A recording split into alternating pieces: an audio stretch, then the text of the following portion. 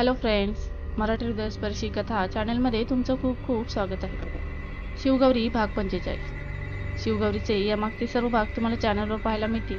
चॅनलला अजूनही सबस्क्राईब केलं नसेल तर आत्ता जाऊन सबस्क्राईब करा आणि बेल आयकॉनचं बटन ऑलवर सेट करा. अर्जुन रूममध्ये आला, पण अनामिकाकडे पाहून तो स्वतःला शांत करत म्हणाला, आपले कपडे पॅक कर, आपण इथून निघत आहोत. अनामिका काही समजण्याआधी किंवा बोलण्याआधीच नयन तिथे आला आणि म्हणाला, वेडा झाला आहेत का? घर सोडून जाणार? तू ऐकलंस ना सगळं, तरीही प्रश्न विचारतोस? किंवा असं तर नाही की तुला सगळं आधीच माहीत होतं? वेडा आहेस का? मला तर काहीच समजत नाहीये. मी जे सांगत आहे तेच खरं आहे. काहीतरी असं आहे जे हे लोक आपल्यापासून लपवत आहेत आणि त्यांच्या कृत्याची किंमत आपण चुकवत आहोत. माझी गुड्डी चुकवत आहे, पण मी त्याचा परिणाम माझ्या मुलावर होऊ देणार नाही. जर तुला राहायचं असेल तर राहा, पण मी आता इथे थांबणार नाही. अर्जुन, रागात तुझं डोकं काम करायचं बंद करतं. स्वतःचा नाही तर अनामिकाचा तरी विचार कर. या अवस्थेत कुठे घेऊन जाणार तिला? नयनचं बोलणं ऐकून अर्जुनचे हात थांबले. त्याने अनामिकाकडे पाहिले, जी आश्चर्याने त्याच्याकडे पाहत होती. अर्जुनने तिच्याकडे पाहिले आणि म्हणाला, माझ्यावर विश्वास आहे? हे काय विचारतोय?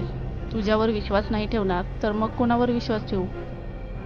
कोणतेही प्रश्न न विचारता माझ्यासोबत येऊ शकशील? तू जिथे घेऊन जाशील तिथे ये. पॅकिंग कर. अर्जुन म्हणाला तशी अनामिका पॅकिंग करू लागली. अनामिका, अर्जुन काय करताय? भाई प्लीज, मला माहीत आहे की तुला आमची काळजी आहे, पण मी हिची काळजी घेईन आणि जर गरज पडली तर मी तुला नक्की सांगेन, पण मी इथे राहू शकत नाही. नयनने त्याच्या बाजूने थांबवण्याचा प्रयत्न केला, पण अर्जुनने ऐकलं नाही. श्रीकांत, संगीता आणि नम्रता सुद्धा तिथे आले. सर्वांनी समजावून सांगण्याचा प्रयत्न केला, पण अर्जुनने ऐकले नाही. इतक्या घाईघाईने निर्णय नको घेऊ अर्जुन, असं जाऊ नकोस, श्रीकांत त्याला थांबवत म्हणाले. अर्जुनने त्यांच्याकडे पाहिले आणि बॅग खाली ठेवत म्हणाला, ठीक आहे, मी नाही जात. तुम्ही माझ्या प्रश्नांची उत्तरे द्या. मी नाही जाणार. श्रीकांत गप्प झाले. त्यांना गप्प पाहून अर्जुनने बॅग उचलली आणि अनामिकाला चलण्यास सांगितले. संगीताचे डोळे अश्रूंनी भरले. तिने पुढे जाऊन काहीतरी बोलायचा प्रयत्न केला, पण श्रीकांत यांनी तिचा हात धरला आणि तिला गप्प राहण्याचा इशारा केला. नयनने हे पाहिल्यावर त्याला थांबवत नम्रताला आवाज दिला, नम्रता, तू सांग ना थांबायला, तो तुझं नक्की ऐकेल. नम्रता त्याच्यासमोर येऊन उभी राहिली. नाही वहिनी, प्लीज. अर्जुन आपले शब्द पूर्ण करण्याआधीच नम्रताने अनामिकाला मिठी मारली आणि म्हणाली, स्वतःची काळजी घे. मग तिच्यापासून वेगळी होत अर्जुनच्या गालाला स्पर्श करत म्हणाली, काळजी घे तिची आणि स्वतःचीही. तिचे डोळे अश्रूंनी भरले. अर्जुनने होकारार्थी मान हलवली आणि नम्रताच्या पायांना स्पर्श करून अनामिकासोबत निघून गेला. संगीताने त्याला जाताना पाहिले आणि रडत आपल्या रूममध्ये धावली. इकडे पाटील हाऊसमध्ये, काका, जनकल्याण पार्टी तुम्हाला तिकीट देऊन यावेळी निवडणुकीत उभी करू इच्छिते. नाश्ता करत असताना शिव शैलेश यांना म्हणाला, मला? पण का? मी कधीही याविषयी कोणाशीही बोललो नाही. हो, पण तू अल्पावधीत केलेल्या सामाजिक कार्याने ते प्रभावित झाले आहेत. तसंच तुझ्या त्या वृद्धापकाळातील क्लबमधील काही लोक त्या पक्षाचे आहेत, तर त्यांनीही तुझ्या नावाचे समर्थन केले आहे. काल मी त्यांना भेटलो तेव्हा त्यांनी ही इच्छा व्यक्त केली. नाही, मला राजकारणात काही रस नाही. तू मला या सामाजिक सेवा संस्थेत सामील होण्यास सांगितले होते, म्हणून मी होकार दिला, कारण मला ते आवडतं. गरजूंना मदत करून मला आनंद मिळतो. मग तर मला वाटतं तू हो म्हणावं. यामुळे तुला लोकांना मदत करण्याची पूर्ण पॉवर मिळेल. नाही शिव काका, प्लीज. जर तू बिझी राहिलास तर इतर गोष्टींकडे कमी लक्ष जाईल. मग तुला सर्वांचं भलं करण्याच्या चांगल्या संधी मिळतील. मी विचार करेन. असं म्हणत त्यांनी एक नजर शिववर टाकली आणि उठून आपल्या रूममध्ये निघून गेले. शिवच्या चेहऱ्यावर एक धूर्त हास्य उमटले. तो निघण्यासाठी उठला, पण थांबून म्हणाला, आणखी एक गुड न्यूज आहे. आपली कंपनी नंबर 1 वर आली आहे. Wow, it's great news. Party झाली पाहिजे, अमृता आनंदाने म्हणाली. शिवने काही पैसे काढले आणि तिला देत म्हणाला, गो अँड एन्जॉय. अमृताने आनंदाने त्याला मिठी मारली आणि मग शिवानीचा हात धरून म्हणाली, चल. दोघीही उठून निघून गेले. कॉंग्रॅच्युलेशन्स बाई, हे सगळं तुझ्या मेहनतीचं फळ आहे. अवी स्माईल करत म्हणाला, देव तुझी अशीच प्रगती करत राहू. मी मिठाई घेऊन येते, शालिनी म्हणाली आणि उठून निघून गेली. शिव उठून जाऊ लागला तेव्हा त्याची नजर टेबलवरून सर्व आवरून घेत असलेल्या गौरीवर पडली. तो गौरीजवळ येत म्हणाला, माझं अभिनंदन नाही करणार तू? त्याचा आवाज ऐकून गौरी दचकली. तिने त्याच्याकडे पाहिले. तिचा विश्वासच बसत नव्हता की शिव तिच्याशी बोलत आहे, आणि तोही इतक्या शांतपणे. तिने हलकेच हसत त्याच्याकडे हात पुढे केला आणि म्हणाली, कॉंग्रॅच्युलेशन्स. शिवने तिच्याकडे पाहिले आणि तिचा हात पकडत तिला जवळ ओढले आणि हळू आवाजात म्हणाला, जाणून नाही घ्यायचं, काकाला कोणाच्या जागी तिकीट मिळाले आहे? गौरीने आश्चर्याने त्याच्याकडे पाहिले. प्रताप देशमुखांच्या जागी. जयवंत देशमुखांची खुर्ची बाजूला ढकलली मी. आहे ना आनंदाची गोष्ट? गौरीने त्याच्याकडे पाहिले आणि हलकेच हसले. शिवने तिच्याकडे कुटील हास्य करून पाहिले आणि म्हणाला, आणखी एक गोष्ट, 3 दिवसांनी पार्टी आहे. तुझ्या नवऱ्याच्या सक्सेसच्या आनंदात. तुलाही यायचं आहे. गौरीने काहीच उत्तर दिले नाही. आतल्या आत ती घाबरली होती, कारण शिवचा शांत स्वभाव याआधीही खूप भयानक राहिला होता. शिव निघू लागला, पण मग थांबला आणि तिच्याकडे पळत म्हणाला, आज नाही, उद्या. उद्या संध्याकाळी लवकर येईन, मग आपण शॉपिंगला जाऊ. तुझ्यासाठी काही चांगले ड्रेस खरेदी करण्यासाठी. तुला पहिल्यांदाच पार्टीला सोबत घेऊन जात आहे. लोकांना कळलं पाहिजे ना की माझी बायको किती सुंदर आहे. गौरीला त्याचा श्वास तिच्या चेहऱ्यावर जाणवत होता. शिवचा हा स्वभाव पुन्हा तिला घाबरवत होता. थँक्यू. तुझ्या चांगल्या पायगुणाचा परिणाम आहे जे तुझ्या नवऱ्याला इतकी प्रसिद्धी मिळत आहे. गौरीला काही समजण्याआधी शिवने खाली वाकून तिच्या गालावर हलकेच किस केला.